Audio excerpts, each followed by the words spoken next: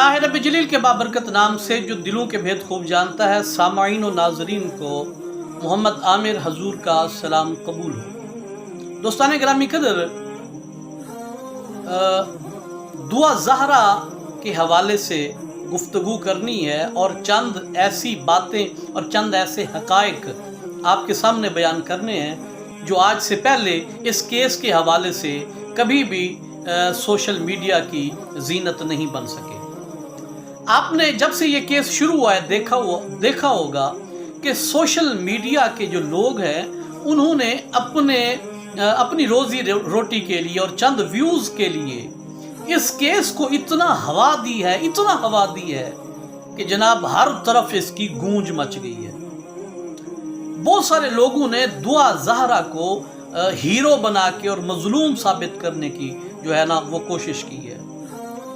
तो मैं इस हवाले से ये बात करता हूँ कि हमारा ज़मीर कहाँ जाके सो गया है कि हम अपनी रोज़ी रोटी चलाने के लिए दुआ ज़हरा को और उसके केस को इतना ज़्यादा उजागर कर रहे हैं कि इस केस को खुदा न खास्ता हम अपनी बच्चियों के लिए क्या मिसाल बना के पेश कर रहे हैं। हम तो उस पैगंबर के मानने वाले हैं, हम तो उस अजीम नबी का कलमा पढ़ने वाले हैं कि जब एक जंग के मौके पे एक दुश्मन की बेटी कैदी बन के मुस्तफ़ा करीम सल्लल्लाहु अलैहि वसल्लम के सामने इस हालत में पेश की गई कि उसके सर पे दुपट्टा नहीं था, नंगे सर थी, तो मुस्तफ़ा करीम सल्लल्लाहु अलैहि वसल्लम ने दुश्मन की बेटी को नंगे सर आते हुए देख के फौरन खड़े हुए और अपनी चादर उतारी और अपनी चादर उतार के उस बच्ची के सर पे दे दी। तो किसी ने आवाज़ दी,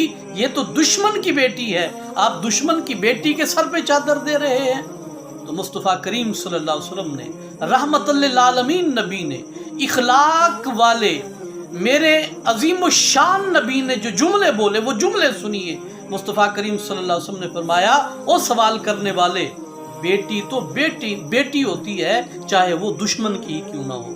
तो मुस्तफ़ा करीम सल्लल्लाहु अलैहि वसल्लम ने तो दुश्मन की बेटी के सर के ऊपर चादर दी थी।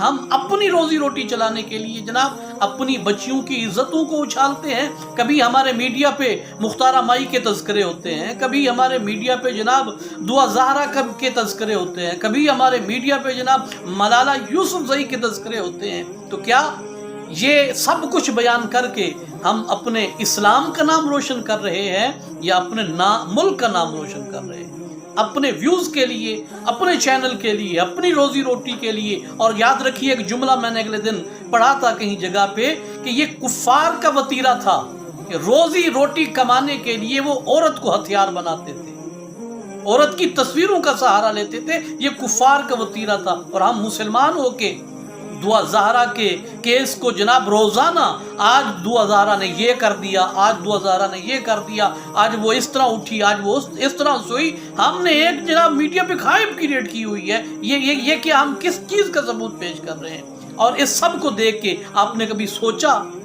कि हमारी बेटियां, हमारी बच्चियां किस तरह मुतासिर हो रही हैं? और एक आखिरी जुमला इस हवाले से सुने। अगले दिन मैंने ये सोशल मीडिया पे ही पढ़ा था कि जब आप अपनी कंवारी बेटी के हाथ में टच मोबाइल बमा पैकेज के, इंटरनेट के पैकेज के दे देंगे और फिर चेक नहीं करेंगे कि वो क्या कर रही है, तो फिर इसी तरह के केसेस रोज़ाना हमारे मुआशरे में रूपजीर होते रहेंगे। मुस्तफ़ा करीम सल्लल्लाहु अलैहि वसल्लम की एक हदीस मुबारका है कि आका करीम सल्लल्लाहु अलैहि वसल्लम ने इरशाद फरमाया, अपने बीवी बच्चों को बेशक सोने के निवाले खिलाओ। क्या मतलब? हर तरह का ऐशो इशरत दो, लेकिन फरमाया कि निगाह शेर वाली देखो ताकि वो बेहयाई की सरहद जो है ना वो अबूर न कर सके।